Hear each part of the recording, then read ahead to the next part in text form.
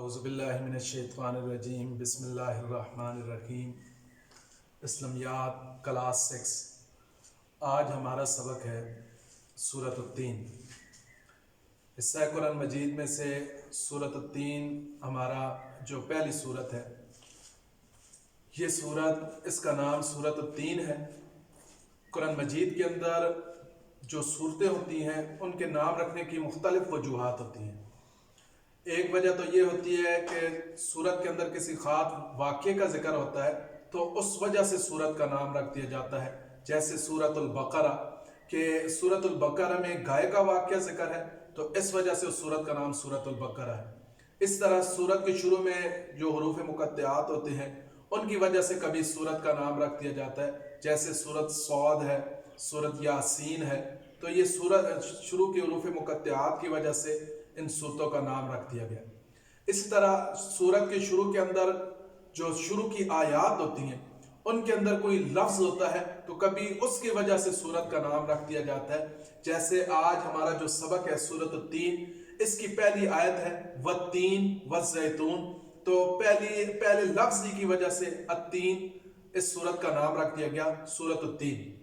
اب یہ سورت مکی سورت ہے۔ قرآن مجید کے اندر عزیز طلبہ دو قسم کی صورتیں ہیں، ایک ہے مکی صورتیں اور ایک ہے مدنی صورتیں۔ وہ صورتیں جو نبی کریم صلی اللہ علیہ وسلم پر ہجرت سے پہلے نازل ہوئیں ان کو مکی صورتیں کہا جاتا ہے، یعنی نبی کریم صلی اللہ علیہ وسلم کی 13 سال جو مکہ کی زندگی تھی اس میں جو صورتیں نازل ہوئیں وہ مکی صورتیں کہلاتی ہیں، اور جب آپ مکہ سے مدینہ ہجرت کر کے چلے گئے اور مدینہ کے اندر جو صورتیں نازل ہوئیں یعنی ہجرت کے بعد جو صورتیں نازل ہوئیں، اگرچہ وہ مکہ کی حدود میں نازل ہوئی ہوں لیکن ان کو مدنی صورتیں کہا جاتا ہے۔ تو یہ مکی صورت ہے، اور پھر اس کے نزول کا جو زمانہ ہے یعنی یہ کس وقت نازل ہوئی، تو نبی کریم صلی اللہ علیہ وسلم کی نبوت کا جو انتہائی ابتدائی زمانہ تھا اس کے اندر یہ صورت نازل ہوئی۔ کیوں کہ جو صورتیں تھوڑا بعد میں نازل ہوئیں وہ ایسی صورتیں، ان صورتوں کے اندر اللہ تبارک و تعالی نبی کریم صلی اللہ علیہ وسلم اور آپ صلی اللہ علیہ وسلم کے صحابہ کو اللہ تبارک و تعالی تسلی دیتے ہیں اور صبر کے اوپر اچھے انعام کی خوشخبری سناتے ہیں۔ کیوں کہ اس وقت یہ صورت اس وقت نازل ہوئی کہ جب ابھی تک کفار اور مسلمانوں کے درمیان آپس میں کشمکش، آپس میں اختلاف نہیں شروع ہوا تھا۔ تو جو بعد والی صورتیں ہیں تو ان کے اندر پھر جب آپس میں اختلاف شروع ہو گیا تو پھر اللہ تبارک و تعالیٰ نے مکی صورتوں کے اندر اپنے نبی کو اور صحابہ کو صبر کی تلقین کی، یعنی کفار جو تکلیفیں آپ کو پہنچا رہے ہیں آپ اس کے اوپر صبر کریں، اللہ تبارک و تعالیٰ آخرت کے اندر آپ کو اس کا بدلہ عطا کرے گا۔ تو اب اس سورت کا موضوع کیا ہے؟ تو اس سورت میں کا موضوع سزا اور جزا ہے، یعنی اللہ تبارک و تعالیٰ اچھے عمل پر اچھا بدلہ عطا کریں گے اور برے عمل پر برا بدلہ عطا کریں گے، یہ اس سورت کے اندر بیان ہوا ہے۔ تو اب ہم اس سورت کے الفاظ اور ترجمہ پڑھتے ہیں اور پھر اس کے بعد تھوڑی سی مختصر سے اس کی تشریح پڑھیں گے۔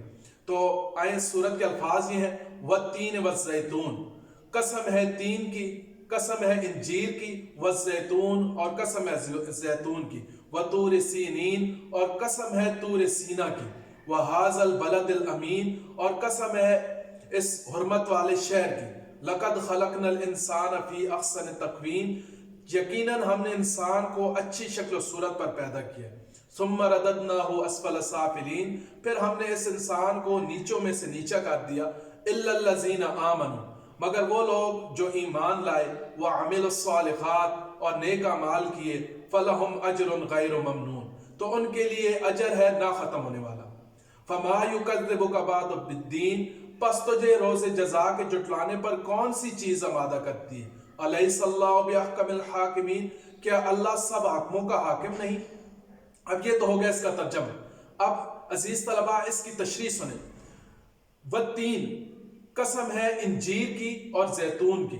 اللہ تبارک و تعالیٰ اس سورت کی شروع میں 4 قسمیں اٹھا رہے ہیں، ایک انجیر کی اور ایک زیتون کی، وطور سینین اور دوسری اللہ تبارک و تعالیٰ تیسری قسم اٹھا رہے ہیں طور سینا کی۔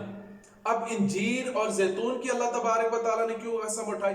تو انجیر اور یہ زیتون یہ 2 درختوں کے نام ہیں اور ان کا جو پھل ہوتا ہے وہ انتہائی فائدے والا پھل ہوتا ہے۔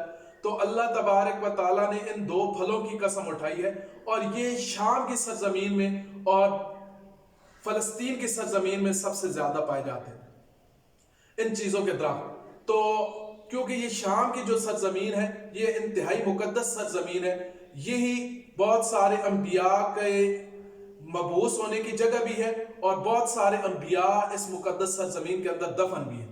تو اس وجہ سے اللہ تبارک و تعالیٰ نے اس سرزمین کی قسم اٹھائی۔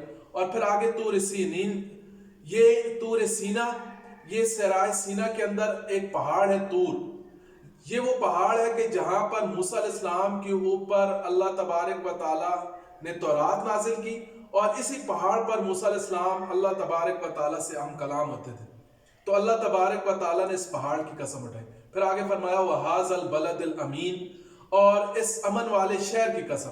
امن والے شہر سے مراد مکہ مکرمہ ہے، کیونکہ اس مکہ مکرمہ کے اندر اللہ تبارک و تعالیٰ کا گھر بیت اللہ ہے، اور اسی طرح نبی کریم صلی اللہ علیہ وسلم بھی اسی شہر کے اندر پیدا ہوئے، اور اللہ تبارک و تعالیٰ کی آخری کتاب قرآن مجید بھی اسی کے اندر نازل ہوئی۔ اب اللہ تبارک و تعالیٰ نے انجیل، زیتون اور طور سینا پہاڑ کی، اور اس طرح مکہ مکرمہ کی قسم اٹھا کر کیا فرمایا؟ لَقَدْ خَلَقْنَا الْإِنسَانَ فِي أَحْسَنِ تَقْوِيمٍ، کہ ہم نے انسان کو اچھی شکل و صورت پر پیدا کیا۔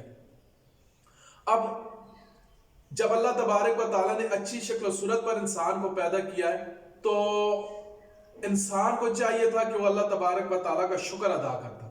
تو اب اس کے بعد انسانوں کی دو قسمیں بن گئی۔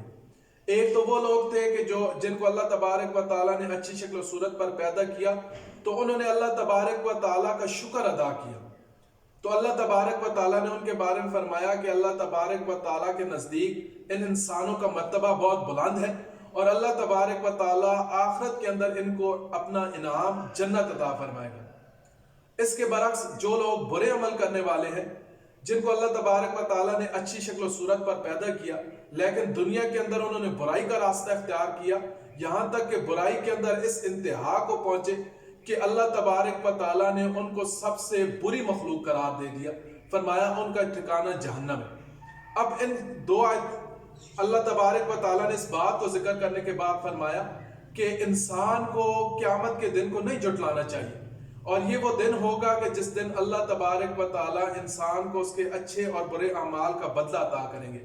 اور آخری آیت میں فرمایا الیس اللہ بأحکم الحاکمین، کیا اللہ سب حاکموں کا حاکم نہیں؟ یعنی جو اللہ سب حاکموں کا حاکم ہے، تو دنیا کے اندر ایک حاکم یہ چاہتا ہے کہ وہ انصاف کرے، وہ برے کو برا بدلہ ملے اور اچھے کو اچھا بدلہ ملے۔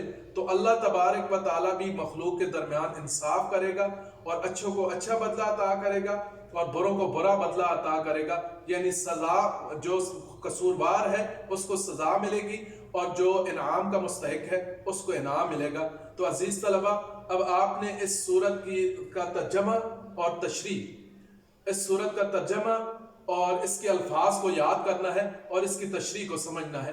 والسلام۔